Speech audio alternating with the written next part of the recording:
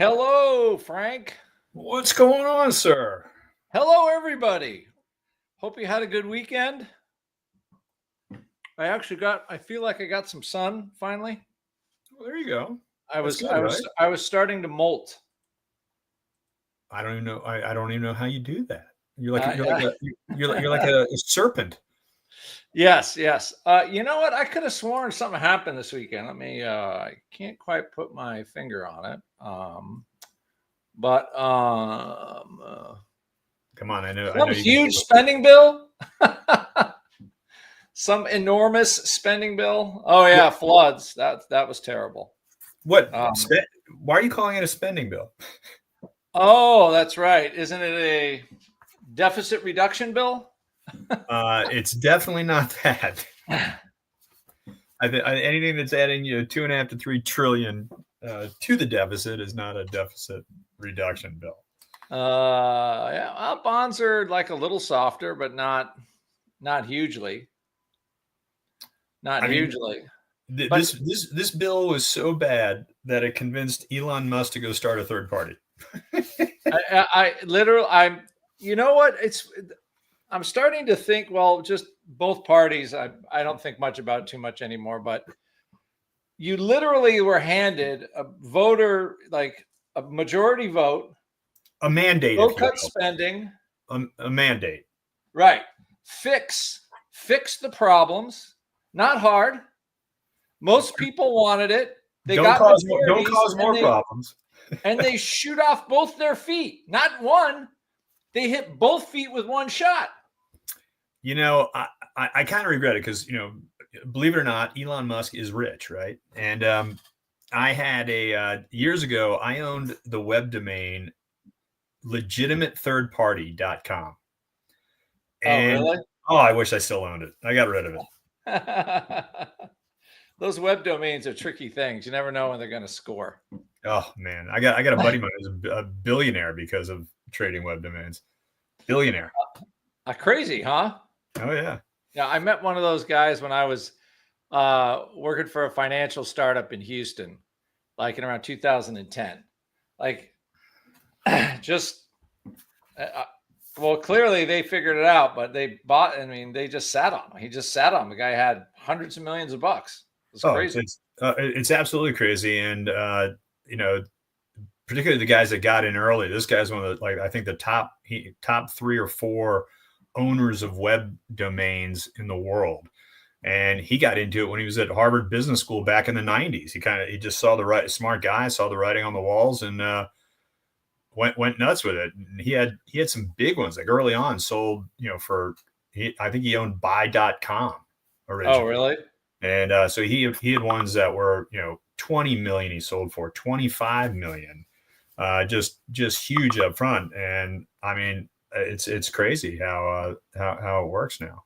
It's interesting about like staking out real estate. Remember McCaw Cellular in the 80s buying up all the pops in the West Coast? That's right. Cell pops. Everybody's like, you're crazy spending $100 per person. Are we? And now, like, everybody's cell phone bill is $100 a month. That's right. And he was spending $100 acquisition. Fantastic. So I guess being early is helpful. So what you're going to do is help us be early with who's winning, because we've been doing that a little in capital gains. I have to say it's going pretty good. But who's kind of the early winners and losers at it? Because I guess this is law now, right? It is law. This is what these guys worked on for what, 6 months? It has been signed. So it passed both houses and it's been signed. It's only 900 pages, so it's a quick read. 900-page bill. 900 pages. I've read a lot of it. Full disclosure, I've not gone through all 900 because this is painful, but I'm getting there. So I guess AI can read it for you now, right? And give you a summary. But it doesn't really. It can read it for you, but it doesn't really tell you what. You gotta put your lawyer eyeballs on it and actually lawyer eyeballs on it. Yeah, so and dissect it. So let's go through a couple things, and first of all, I mean, there were some things. Look, if you're a high income taxpayer, you did very well in this bill, believe it or not. So The SALT deduction cap is back, so that might put and that's really not fair to say it's high income taxpayers. It's people who live in high tax states, and that SALT deduction will benefit them. I live in New Jersey, and I pay a lot in real estate taxes. I pay a lot in mortgage. Did they move that back up to $40,000? Yeah, it's dude. That was like the big. I thought that was actually one of the better. No, you're kind of hosed, but I thought that was one of the better ways to raise revenue from people that made a lot of money, basically. Yeah, well, look, to get in the end, to get behind the scenes support from Chucky Schumer and some others, you needed to put that back in. So don't think there wasn't some wheeling and dealing for that one. Yeah. So, yeah. It made a lot of people happy. Yeah. And certainly the estate and gift tax exemption doubled from 15 to 30 million. God knows why. There are some small business startup credits, which they say, only help the rich people. I would disagree. I think that's good. So there might be some incentives in this bill for people to start businesses again, so that's positive. Certainly you want to see that going on in the world. But if I look, kind of big headlines, and I'm going to put a bit of an asterisk on this because there are some things that, go both ways in this bill, if you will. So defense and aerospace, treated very well in this bill. I mean, the 150 billion additional defense money coming out of this bill. So, a lot of the themes that we've been working on, should do well. Mining and critical minerals should do well, with a caveat, though, because that's really focused on mining and minerals with national security implications. Your average Joe Schmo with his gold mine, not so much. In fact, there's a startup tax credit. It's called the 45X production tax credit, which is a 10% tax credit for extracting and processing minerals. That's been taken out of the bill. So, some of the incentive to start up new projects has been removed. But, certainly, they are making it easier for some domestic, they still want to build up domestic supply chains. Yes, Trump cut a deal with China on the rare earth, which is why our MPs and USA Rare Earths are getting hammered over the past week. But that hopefully will bounce back. But defense and aerospace certainly did very well. Mining and critical minerals will do well, and non-green industrial and infrastructures should do pretty well. ESG, the environment or social government stocks probably not going to do so well. Some green energy plays. Solar certainly is hanging in there, and I'll get to that in a second. Wind is going to suffer hard under this bill. And one of the reasons for solar still doing well is some of the tax credits that were removed have some grandfather clauses in them, so they're not really going to phase out for another 5 years. So you're still going to have those tax credits, and for some projects that were already broken ground on, you had some safe harbor relief where they're basically grandfathered in on the credits. So they're doing pretty well. And let's be honest, there are some structural demand tailwinds for solar. So those are doing big well. Are going to do well. If you're a big tech company with a lot of China exposure, you're not too happy with this bill. And certainly higher ed and student lending is not going to do too well under this bill either. So those are really the big areas in my mind that are got a lot of focus. But defense is massive. You just can't ignore it. And a lot of that defense spending is going to play heavily into areas that we're focused on, such as pilotless aircraft, KTO, our good friends at KTOS, Kratos. We've been talking about them for a while. A lot of your very large, what we call prime contractors, your Raytheons, your Northrops, they're going to do very well under this bill. A lot of money going to flow to very big, huge projects. So, you are going to see some drone money. I like that. You're going to see some money flowing to the drone space. But certainly these big primes are going to do very, very well under this bill. And I think KTOS in particular and all things AI defense related should do extremely well under It's this been bill. a pretty good year. I mean, Yeah. it's probably up, I don't know, $14, like over 50% this year. Yeah, it's been doing great. Thank you for that one, Frank. I'm still holding that one, by the way. Well, you're welcome. You're welcome. I hope other people are too. So, but yeah, you're definitely I think, and again, we made, over the last 10 days, we've been talking a little bit about AI in defense. And, and I think those are going to continue to do very well under this bill also. And actually, it's not fair. You kind of throw it in. It's not just AI. I loop cyber security in there as well. So cyber, AI, those sectors are going to do very well under this bill. Those are cybersecurity. What was the big one? Was it crowdsource? I can't remember what our big CrowdStrike security. Yeah, that one has. What's the symbol for that one? Because I know that one has actually done a lot. CrowdStrike. I don't know it off the top of my head. Hold on. I should. CRWD. Yep, there it is. Yes. And wow, total recovery from 300 to 500. That's a good move. I know this is like just a non sequitur here. Yeah, fire away. But how does a company like Microsoft do? Because I know they're a huge government contractor. They are getting, so Microsoft will do well for future government contracts. They're getting a lot of money along with Anduril and some others where they're and actually it's gonna be interesting to see who wins out on this. But there are some next gen smart helmets coming out. There's some next gen smart armor, and Microsoft is vying for some of that. And certainly Microsoft is huge in the AI space. So I think they could do well, but certainly under this bill, if you've got big China connections are going to be tough to manage. So what's going on? Can you explain a little bit about that one? Yeah, it's just going to, there's the bill will put increased scrutiny and potential tariffs on Chinese made tech components. So, okay. There's a push for reshoring, bringing, chip manufacturing and tech assembly back to the U.S. And it's still going to be a lot of pressure if you're Chinese based. So this possibly could be good for Intel. I know that's one that's foundering. Yeah, I mean, Intel, Taiwan Semi, both of which are building factories here in the U.S. We've talked about that in the past. It was kind of the tale of two approaches, and Taiwan Semi did a little better. They're doing a big factory down in Arizona, just outside of Phoenix.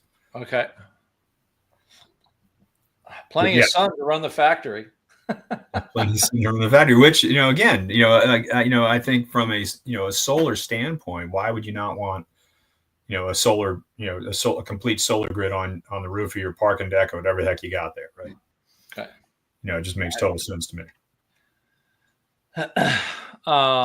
And now the rare earth, this could be, I think there's a couple stocks in here that we have liked in the past. Yep. And these are going to be trading, you're saying, on kind of the China caveat, because it's kind of the on again. You think is China basically going to reopen the floodgates on this, or what's the deal there? Well, it's not China reopening the floodgates; it's the U.S. reopening the floodgates, right? Because here's a little. One of the primary uses for rare earth is building very high-powered magnets. We talked about this before, Andrew. They are in everything. Whether it's electric motors for a Tesla, your iPhone. There's you get this this speaker right here where you turn it on, you can get pretty good sound coming out of the speaker. You get that sound because of three very high powered magnets that give you that sound. That with old magnet technology, to get that same power, the magnets would have had to been more substantial in size. Right. Now you can be very small, extremely high powered magnets. So it's really that end product. And, a company like USA Rare Earth is building a manufacturing plant in Oklahoma for magnets. Right. And they're trying to bring that online, but it's not going to happen quickly. And I read a report a little while ago that said, like S&P 500 companies, there was some crazy number, like 48 or 50 companies that if they did not get supplies of rare earth magnets could go out of business. Wow. So, so you're kind of, you want to play tough with China. Trump came out swinging 200% tariffs on rare earth. And China, of course, then backlash and say, great, we just won't ship you anything. Like we'll just cut off the supply completely. And then I think Trump started getting some phone calls from, some Fortune 500 companies going, hey, look, there's the reality, there's politics, and then there's the reality of the situation. The reality of the situation is, although we're trying to, bring new production online domestically, we are years away from meeting even, single digit demand levels for U.S. production. So he had to go back. Has part of that been kind of too, Frank? The regulatory environment has been tough on those type of businesses like MP USA. Like the regulatory environment over the last 10 years has been not easy for those, right? No, it's been, it's a couple of things. One, if you want a full history lesson, it goes back almost 30 years ago when China decided, when it realized how much rare earth it had and it could really dominate a market like the Mideast was dominating oil. China made a very concerted effort to really grab the entire rare earth market. And they started out, all the technology they're using is ours. We came up with it. We came up with the extraction methods. We came up with the methods for making the magnets. China came over, though, and out from underneath our noses, bought out our patents, bought out our scientists, bought out everything, moved it over to China, and literally from underneath our noses and overnight stole the entire rare earth, ecosystem out from underneath the United States. Very, very, very shrewd move. And then you can go back, going back, pre-Obama administration and start seeing that. And then you even see like, Obama, he made statements about rare earth. That was the first time anybody had ever heard of it because he was recognizing the power that China was wielding with it. So in the U.S., though, yes, starting new mines has been very tough. The bill does provide fast track permitting and some tax incentives for these critical minerals. So that should help from a regulatory standpoint to boost those up. And certainly, if you've got your south, a lot of your southwest states where these mines are, your mid, your western states, they should see some benefit out of this bill. Oh yeah, PPTA just did a secondary offering. Stock's bouncing a little bit. It's a stock on our list. USAR is a stock on our list. We made some. We kind of did this run here going into the Israeli thing, and now it's calmed down a little bit. It's almost time to. I'm short some 9. I'm short a 1x2 to collect stock at $7 in this. So yeah, we'll see. I got a couple weeks to run on it. PPTA is a little bit of a bounce here too. That's another squeezy one. A little decent short interest in this one as well.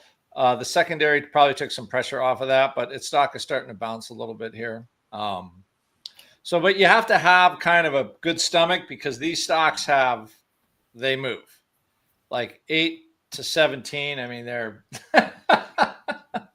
little volatility there. Don't we like volatility at option pit? We do. I'm just letting everybody know. You can buy a stock for $14, and if they had to do a secondary, then the stock's down. And I think they priced the secondary at $12.25 in here, and the underwriters supported it, and now all of a sudden everybody's like, oh, wait a minute. So I think that was good for. The bill just basically says these stocks are here to stay. They can't. There's the U.S. It's. Long-term place. We are going to create domestic supplies for these minerals. It's just we cannot avoid it any longer. We have to do it, and it's going to be painful, but it's going to take a long time to do. Okay. It just is, and you're still, even with permitting, you still got to get financing. You still got to get money into these projects to start taking materials out of the ground. So it's not easy. Mining is mining is an incredibly difficult, industry to play in. So these are some, again, stocks that we like. I think these are trade on the bounce type stocks personally. Intel, let's see if they like Intel today after the bill coming out on NTC. It's kind of been hanging around here. Nothing. It had a little run here, but then it's kind of calmed down. They still here's I can't see what's the price on that. 22.17. Yeah, I mean they just still. I mean they don't like Intel's management, right? Isn't that the big issue? And still, they don't like Intel's management. GE and GEV are doing well. Well, you're going to see, GE again. Money from this bill will go to, I think the nuclear industry should do pretty well under this bill. GE is one of the biggest, turbine manufacturers, so that should be certainly good for their business. And right. And I think anything, as well in the, the industrial infrastructure space should do pretty well under this bill. It is, there's money in there for traditional infrastructure, roads, bridges, ports, while, de-emphasizing climate related projects. And certainly, so I think, construction material companies, logistics, companies should do well. I'd love to see how Caterpillar and Vulcan come out of this. Cat a little down today. Vulcan is what, VC? Is it V? Let's see. VL. Vulcan is VMC. VMC. A little bit of a move here, but we can add a couple of those to the list here. Yeah, and again, those are ones that the money's got to flow, right? Just because it's been allocated, the money's still got to flow to them, right? And some of the cement importers will be interesting too, because we import a ton of cement, and it'll be interesting to see how they play out. What's the symbol for the Mexican cement company? Cemex. Cemex, yeah. Is it Cemex?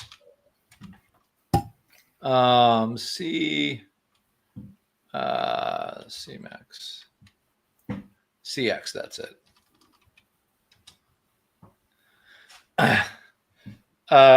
Very exciting stock. Exciting? Is that good? Well, I mean, it's been $7 for 2 years. Energy midstream. I don't know about energy midstream, WA. I figured this would be generally better for oil exploration, but just because of more oil commitment. But right, it's not it's not doing much. Oh, he says Cemex is a great dividend stock. What's the ticker on that? CX. CX. Sniper Baker has a question. What is the average time horizon between new legislation and companies receiving the funding? I mean, it can be weeks to years, to be honest with you. You still, if you look going back to, under the Biden administration, for instance, some of the money for like the infrastructure money never actually made it to anybody for the most part. They distributed it sitting there, right? Yeah, they did, because they distributed the money. The way that worked out is they distributed the money through state budget offices, and so what happened is these states suddenly, all these states suddenly went from deficits to positives because they just parked the money on their balance sheets and said, "Oh, look, we're doing well." Right. And then they budget for it because they did that in Maine. Yeah, and then but they never actually parceled out the money. Well, just a horrible way to distribute funds like that. So, and then I guess the last elephant here, we only have a couple more minutes, is how is Powell going to cut rates when the demand for treasuries is like, or not demand, but the supply of treasuries looks like it's going to go out forever. I don't see how rates are coming down anytime soon, but no, and I think you're seeing it's certainly not helping the housing sector, which is mortgages are still they're at all-time highs still, so people aren't moving. No. So it's tough, and now you've got state taxes going up. New Jersey just passed additional state property taxes. So if you try and move, just like California has those exit taxes, if you try and leave the state, sell your house and leave the state, New Jersey just implemented the same thing. So there's now exit taxes if you try and sell your home. That's I don't even know what to say about it. It's unbelievable. Yep. They're just like places we don't want to build houses. But anyway, but you have this bill, right? The bill is passed. Bill is passed. Bill is signed. And I'm just going to say broad market is like pretty much snoozing on it. The only thing we've got out of it is Elon Musk wants to start a third party. Certainly has the money to start a third party. Shouldn't cost that much. I'm sure he'll be very efficient with capital. Unfortunately, I think most people, you look at you and I, Andrew, are very concerned about, being our political affiliations. We're very concerned about the spending and the increase in spending in this bill. I think most people aren't. Most people will chirp about it, but every single bill that's passed, it increases the deficit, increases spending. And I think people just keep writing that off. It's not my problem. It's your kid's problem. It's my grandkid's problem. Right. And I think leaving kids some crap. I think it's the wrong way to look at it. But I just think that people are always shocked, right? Like what you just said. Everyone always says, "God, the market's just ignoring all the the downside." Yeah, I just don't think they care. Right. I mean, this was the ideal way to solve the problem, and it's hard for me to believe that. And there will be some growth, but ultimately they just got to learn how to spend now. But the problem is they thought the COVID spending was like wow, we're spending less than that. So, but anyway, from a trading point of view, if you want to kind of trade all this government stuff, come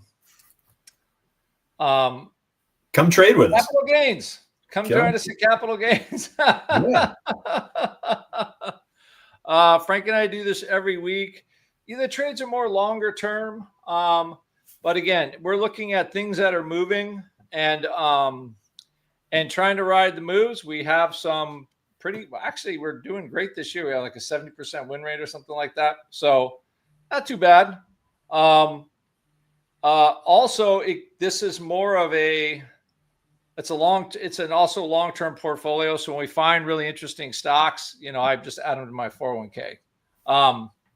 And it's been great. So anyway, pop on in, but that's as far as today. As far as the market goes, it's kind of a sleeper, right? I think people were hoping for better, and that's what happens. That is what happens. And we just got Uncle Sam. We got Congress. So, all right, everybody, at least Frank is back. Join us in Capital Gains tomorrow at 2 p.m. Eastern. 2 p.m. Eastern every Tuesday. We do have there is a ticker right now that I'm looking at a little more. This is starting to get a little squeezier. So we'll see what happens here. It's at an interesting spot, but the short interest is starting to grow. Wow, look forward to it. And we'll be talking about that tomorrow. But everybody have an excellent day. Thank you, AG. Always fun. Thank you, Frank. All right, bye-bye. Take care.